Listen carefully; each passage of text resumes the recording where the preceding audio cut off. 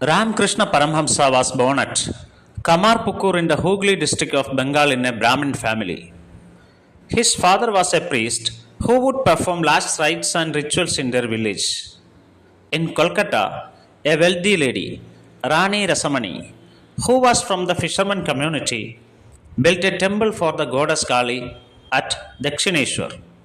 Since she was from a lower caste, Brahmin priests were unwilling to join as a priest in the Kali temple. Though Rani Rasamani was wealthy, none of the Brahmin priests accepted her request to take charge of her temple. On this occasion, Ramakrishna's elder brother, Ramkumar, came forward and challenged the Brahmin dictats by taking charge of the Kali temple at Dakshineshwar.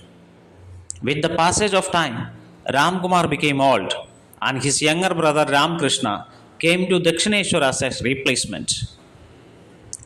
The 16-year-old new priest was unable to write his name in his mother tongue, Bengali, as he had never attended any formal schools. In the beginning, he was doubtful about the deity, and many a time he had questioned the very existence of God.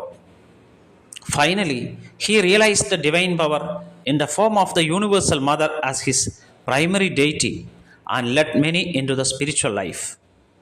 He attracted many of the youth towards his sermons, and those educated youth later on became monks. One of them was Swami Vivekananda, a colossus in world history. Ramakrishna threw away his sacred thread, and he never entertained marking the sacred ashes on his forehead. Being the priest at Dakshineshwar temple, he used to visit the local slums where lower caste people resided and clean their verandas during the night, since if the caste people found such an action by a Brahmin priest, then those poor slum people would have been punished for something that was not their fault.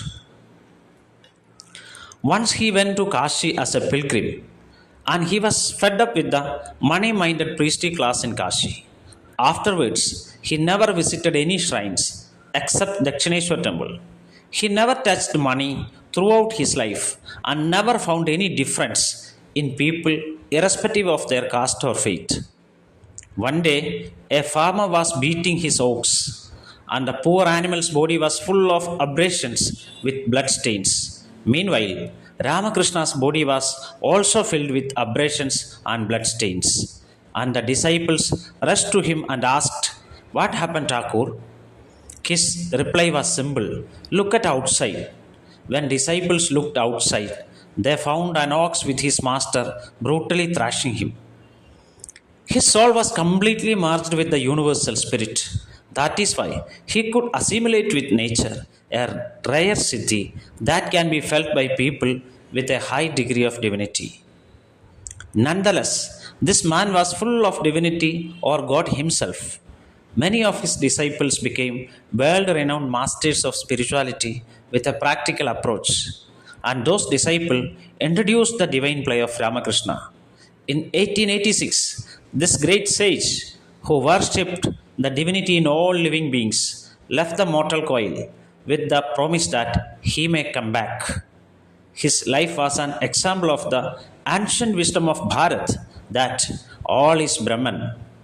Glory to God. Thank you.